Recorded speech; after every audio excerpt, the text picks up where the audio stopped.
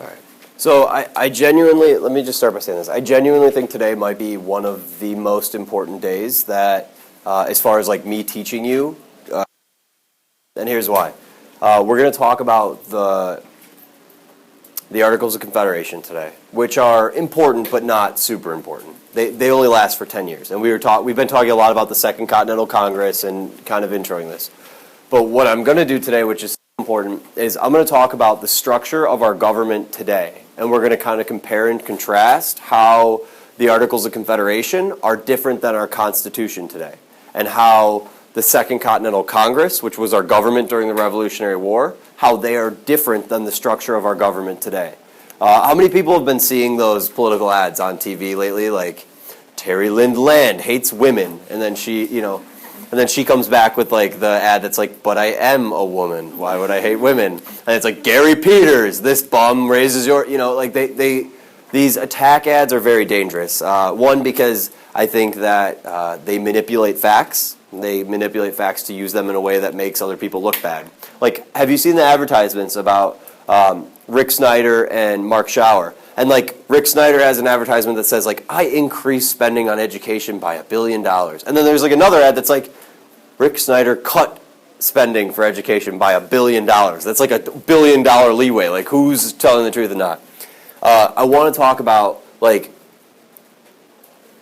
what position does Rick Snyder hold? How does that fit into the whole framework of state governments versus our national level governments versus local governments?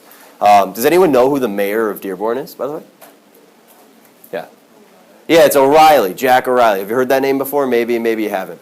I got a chance to meet him. He was actually a very nice guy, although it was like 30 seconds long, so you can be nice to anyone for 30 seconds. But today is so important, and here's why. Understanding the structure of our government today is crucial for everything that we're going to do going forward. Like, you will not be able to understand problems going on in U.S. history if you can't understand like how our government's structured and how that affects the people. You also, today will be like a perfect intro for government class. I realize that you guys have not had government class. Some of you today are going to be like, Mr. Epler, I got that. I already know a lot about the structure of government. I paid attention to politics. We talk about it at home. Others of you are going to be like, I've never heard any of these terms before in my entire life, and that's fine. We're just trying to get everyone on the same page. So my point would be, as opposed to like calling popsicle sticks, people are going to take volunteers all day today. So I would like your participation.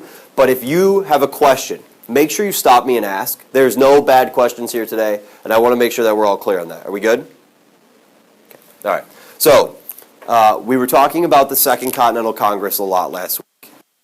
Go through the structure of our government today. I want to recap a little bit.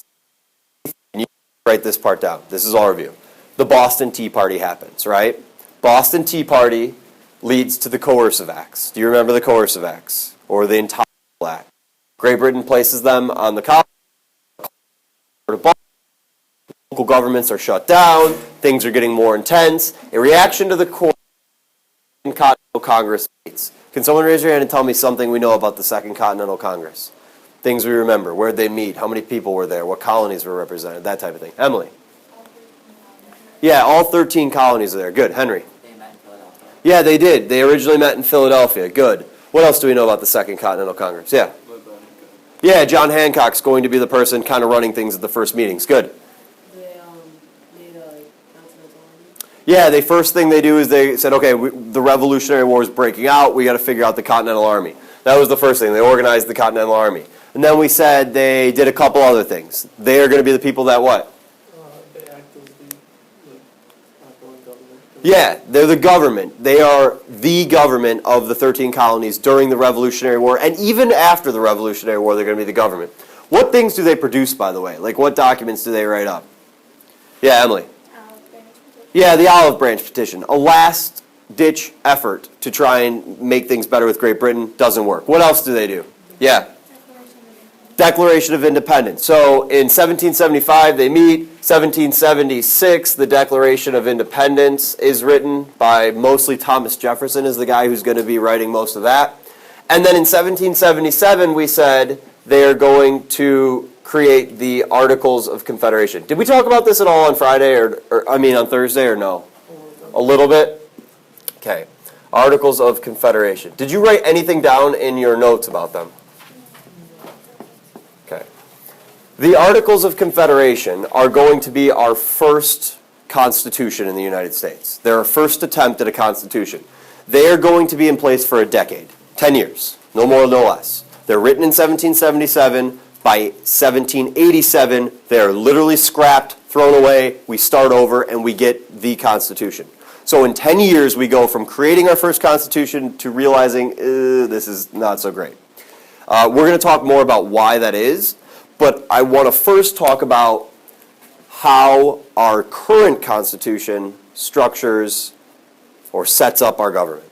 So we're going to put this on hold. We're putting the Articles of Confederation on hold, and we're going to current Constitution is, then we'll go through why we changed the Articles of Confederation to our current Constitution. Questions?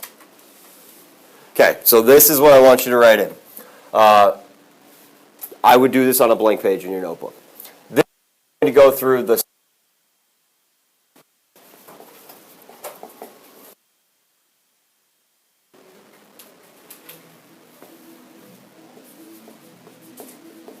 government.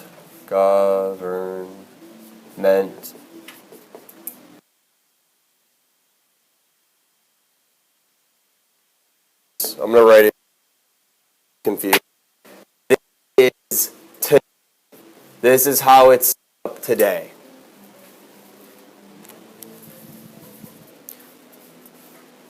Structure of government set up today. So, we're going to start with the national government. Sometimes this national government is called the federal government. Have you heard of that before?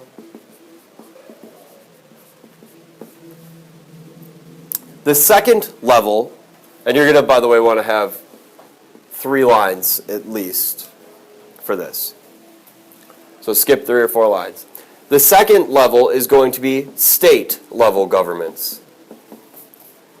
So national level government, these are state-level governments.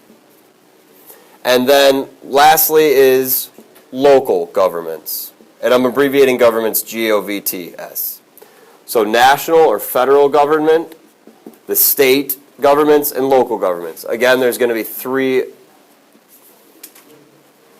parts to each.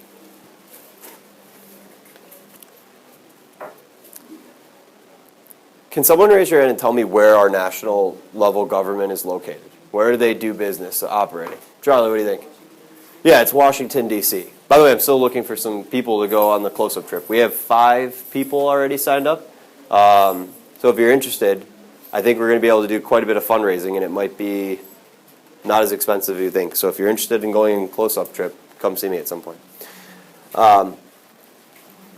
So this is located in Washington, D.C. When we go to Washington, D.C. in March, we're going to see the different parts of the national level government. Each of these 3 arms, can someone raise your hand and tell me what each of those 3 arms represent? These are the 3 branches, the 3 branches of government. The 3 branches are as follows. The first is the executive branch. The executive branch. The second is the legislative branch.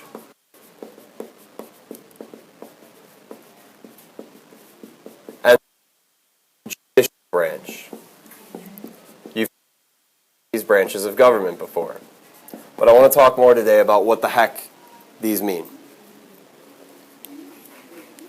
Any questions so far? Okay. So, and tell me things you associate with the executive branch. Anything you know about the executive branch at all? Caroline, what do you think?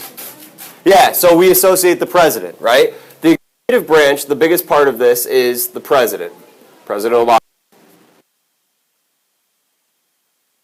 That's the executive branch. Does anyone know what the second part of the executive branch is? It's the president and, yeah. No, that's a good guess. Congress is going to go to a different one of these, but that's a great guess. Do you know, Charlie? It's not the Supreme Court. That's also a good guess. That's going to go in a different one of these. Do you know? The vice president is part of this second part. It's a part of the second part. Do you know what it's called? The cabinet. Have you heard of this before? Maybe the cabinet? It's the president plus the cabinet. The cabinet is basically like the president's closest advisors. And the cabinet's made of two parts. One is the part Chantal was talking about, which is the vice president. And then the other part of the cabinet is I think there's 13. The 13 executive departments.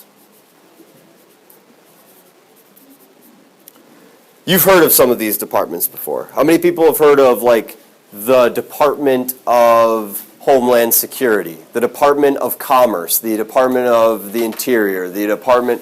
These are the president's, basically the 13 people that head each department are the president's top advisors along with the vice president. Cool on that part? This makes up the executive branch. The legislative branch is known as Congress. The executive branch is known as Congress.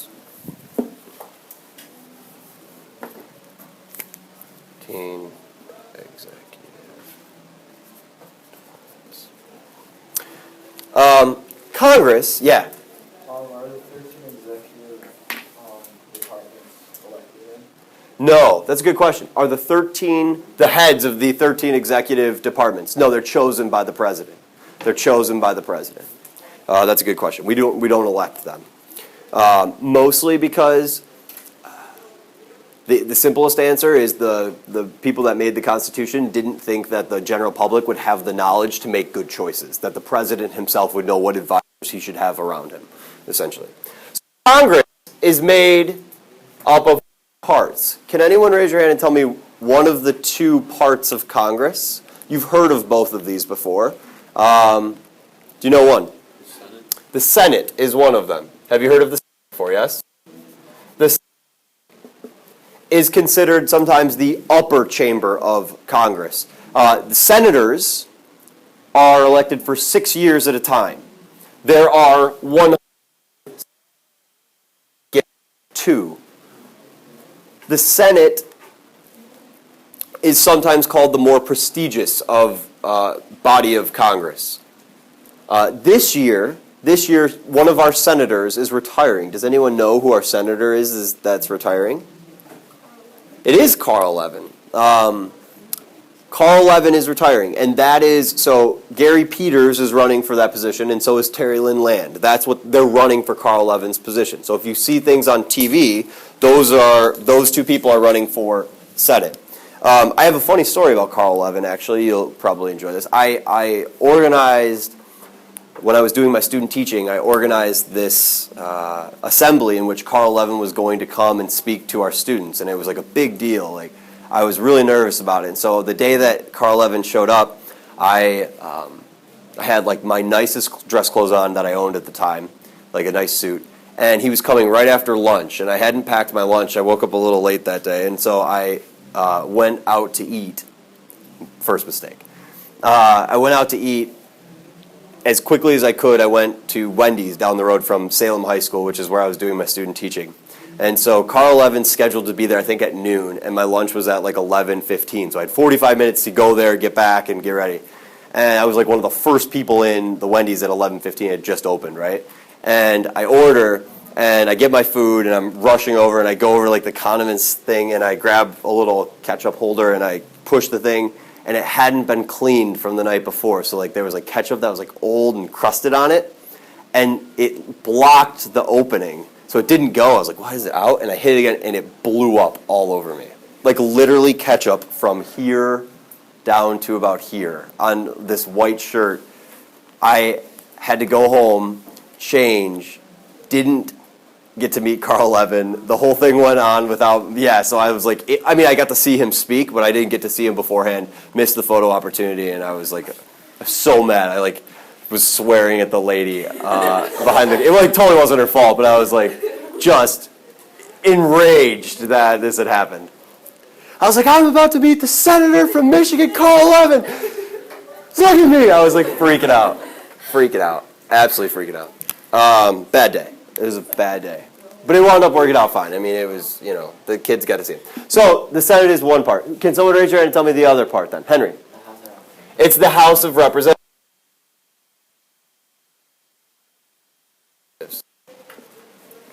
Representatives.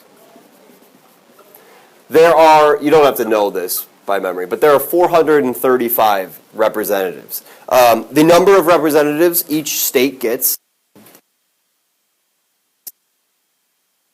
what the most representatives would be? California. Texas is a close second, I believe. So it's California. California is the most populous state has like something like 56 representatives or something like that. Michigan has been losing representatives because people keep moving out of Michigan as opposed to more people moving in. We used to be in the 20s. I think we're down now to, I don't know how many representatives we had. 15, I think? 16? I don't know. It's significantly lower. I should know that, but I don't have that off the top of my head. The judicial branch. The judicial branch is made up by what? Yeah, Charlie. This is the Supreme Court. It's the Supreme Court plus, and I wouldn't expect you to know this, the Supreme Court plus the 13 federal district courts. 13 federal district courts. Each of these branches are located in Washington, D.C. You can go, if you ever hear the term Capitol Hill or the U.S. Capitol, the Capitol building is where the Senate and the House of Representatives meet. It's where they convene. They call it Capitol Hill because the Capitol building is on this little natural bump of a hill. It's not like incredibly tall hill or anything like that, but they call it Capitol Hill. As far as what each of these branches does, this is also important. The executive branch, the main job of the president and his cabinet is to execute or enforce the laws. The executive branch executes or enforces the laws. Enforces the laws. The legislative branch, what's their job? Does anyone know? What do you think? Yeah, they make the laws or write the laws. They make the laws. And then the judicial branch, their primary job is to interpret the laws. Or judge the laws. Interpret the laws. Or judge the laws.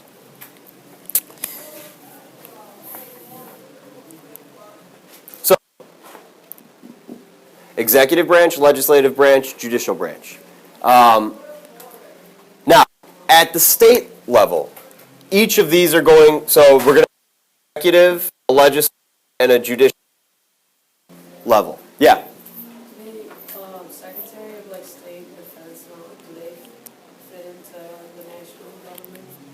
So like the Secretary of State? Yeah. Yeah, so that's going to be the head of the Department of the, So the Department of the State, the head of that is John Kerry, who is our Secretary of State. So he's going to be part of the cabinet. When we talk about the cabinet, it's the heads of each of those departments. John Kerry's the head of the Department of the State. The Department of the State does all of our he's our official foreign ambassador. He goes around and talks to the leaders of other countries. He spent a lot of time in the Middle East. He spent a lot of time in Iraq. He spent a lot of time in Ukraine lately, John Kerry has. He's been our foreign ambassador that's talking to places in Africa that are dealing with Ebola right now. Sierra Leone, Liberia, places like that. So they're enforcing laws. By the way, I'll give you an example of how the executive branch enforces the laws. Have you ever heard of the Little Rock 9 case? Did you ever? The 9 African American students that wanted to attend Central High School in Little Rock, Arkansas. I think some sophomores. Did you have to read anything about that? Freshman year? Yeah, so that Little Rock 9 case, if you remember, those 9 African American students wanted to attend Little Rock Central High School. And the governor of Arkansas, his name was Orville Faubus. What a name, Orville Faubus. Refused, blatantly refused to let these kids come to this school. And so what he did is he brought in like the state militia and said, we're not going to let these 9 African-American students go to this school. The president at the time of the United States was Eisenhower, Dwight D. Eisenhower, and he made a real bold statement. He said, essentially, he's like, oh, you think you're going to not let these kids go to school? This is a federal law. He sent the 101st Airborne Division in to escort these students into this school and told the governor, if you don't allow these 9 students to go to this school, I will personally come there and I will take over your state government and you will abide by this. And so the governor of Arkansas had to back down and the children were able to go to the school. And you can, I mean, if you've read something about it, it's a pretty cool story. So at the state level, we don't call the state executive branch, we don't call that person the president. Can someone raise your hand and tell me what we call this position? What do we call it? It's the governor.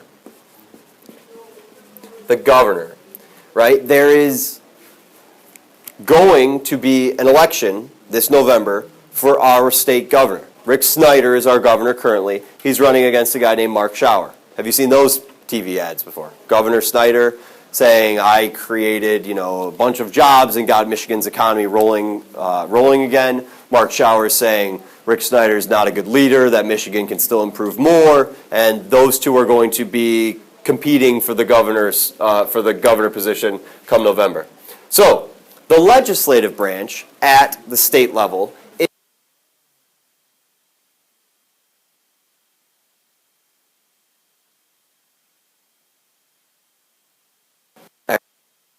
these in the markers that I was. Let's do this. Governor.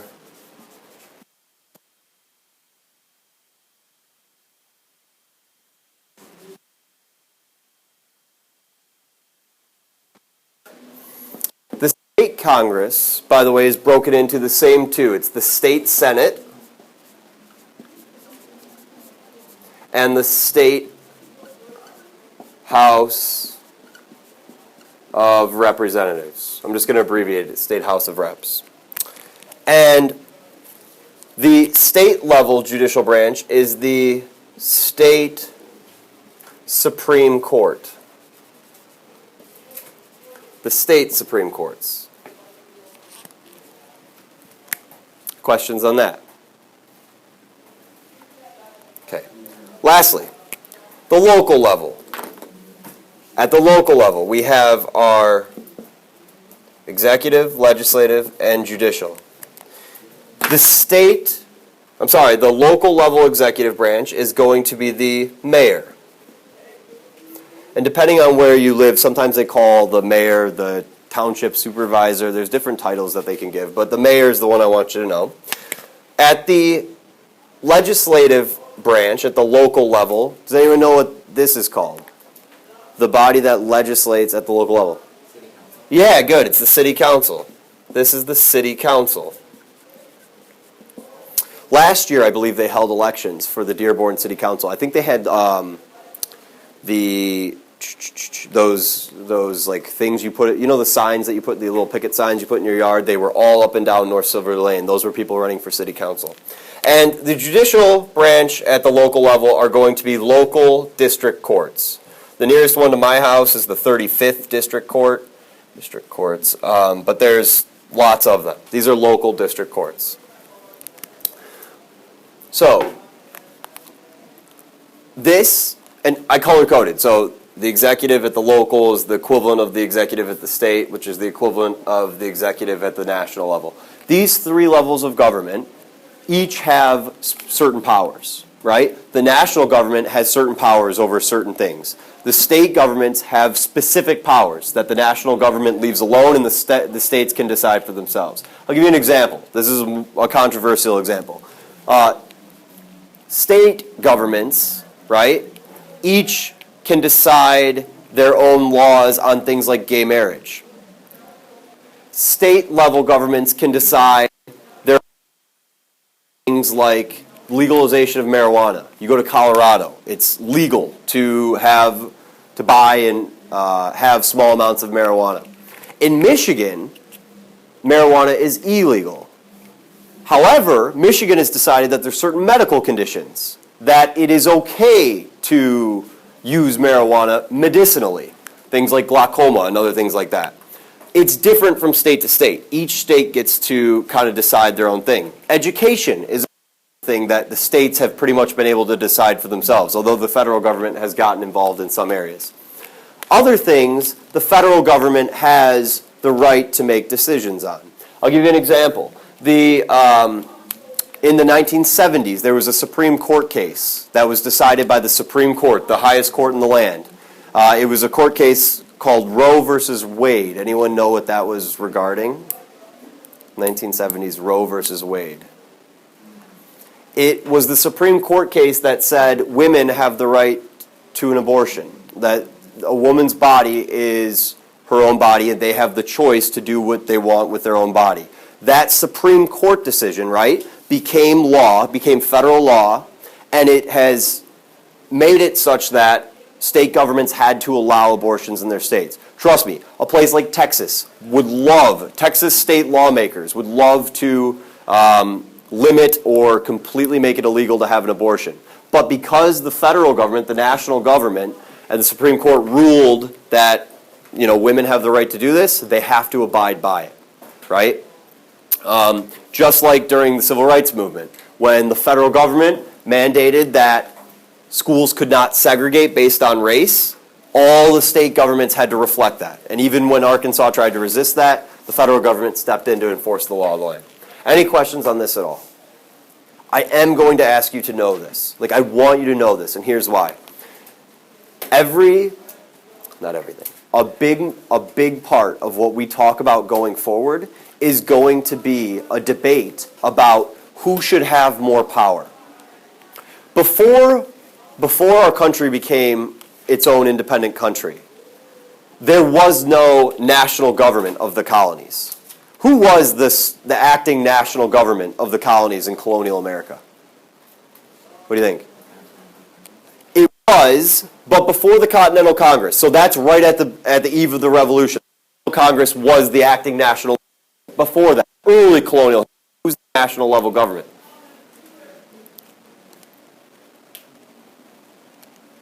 Who's in control of the colonies during colonial history? What do you think, Lizzie? Yeah, it's Great Britain. So I'll give you an example. Who's the executive branch at the national level of Great Britain during colonial America? It's like the king, right? And what would the legislative branch be? And once the colonies break away at creating a national level government, Congress, they're going to make Congress a very weak national government. They're terrified. They're terrified of a very weak national government. And the state governments, right, or the colonial level governments, retained most of the power. And local and state governments had more power than the Continental Congress initially. But the Continental Congress had certain responsibilities, which we've seen. Any questions at all? Nowadays, which level has the ultimate say, or the final say? Which level has the most power? What do you think, Charlie? Yeah, it's the national level. Our federal government has the final say over matters. Although there is certain power set aside for the states and local governments.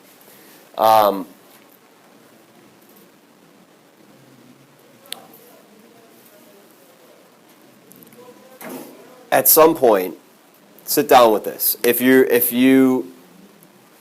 I always say if you could sit and explain this to your parents and you could go through the different levels of government, you're going to understand it. This is something that will help you. I'm telling you, not just like memorize a history test in my class. This will help you in real life. It will help you understand when you hear things on the news, when they talk about our national lawmakers or our legislators. Where are we talking about? These terms like legislative branch, they legislate laws. They make laws. It will help you when you go into government class. Next year you're going to take government class. You have to know this stuff. If we're talking about the states wanting to have the ability to have slavery, right, when we get up to the Civil War. The Civil War is in some respects, an argument between the southern state governments and our national government, right? Should the national government be able to say to a state like South Carolina, no, you can't have slavery? Or should the states be able to decide for themselves? This is going to play in when we talk about moving westward, Native Americans. Should the federal government be fighting off Native Americans, or should state governments be responsible for dealing with Native Americans? There's at least 24 different types of topics that we're going to cover in which you need to know. Make sure you look over it. What I'm going to do is going to look at, okay, this is how our current system is set up. How was it set up under the Articles of Confederation? In the Articles of Confederation created, it made the Second Continental Congress, the Continental Congress, the national level government. There was no executive branch, there was no branch, it was just a legislative branch.